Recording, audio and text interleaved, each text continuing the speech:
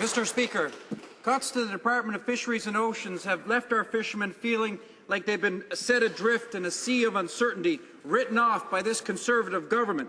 The boom has been lowered on the Resource Conservation Councils and on the Search and Rescue Marine Subcentre in my riding of St. John South Mount Pearl. But with another $57 million in planned cuts, we know there's even more to come, worse to come. Mr. Speaker, which part of our fisheries, of our culture, will the Conservatives set adrift next?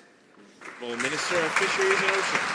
Thank you, Mr. Speaker, and thank you to the member opposite for the question. As you know, strategic review was an opportunity to assess the performance of all departments within government. It also allowed us to ensure that we are responding to the priorities of Canadians. We have a responsibility to spend money prudently and where it will do the most good. We must ensure that government programs are efficient, effective, and achieving the results that Canadians expect from us. DFO is making steady progress in modernizing and improving our program and policy approaches to meet the needs of Canadians today and in the future. Thank you, Mr. Speaker. Honourable member for St. John South Mount Pearl.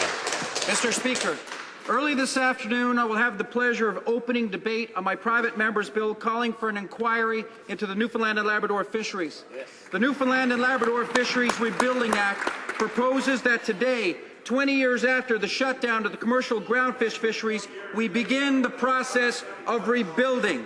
Unfortunately, the Conservative government appears to be sailing in the opposite direction. Mr. Speaker, will the minister do the right thing and agree to an inquiry to restore the once great stocks that were our dowry with Confederation? The Honourable Minister of Fisheries and Oceans. Thank you, Mr. Speaker. And to the member opposite, of course, the government has learned many lessons from the poor practices that had led to the collapse of the groundfish fishery in the 1990s.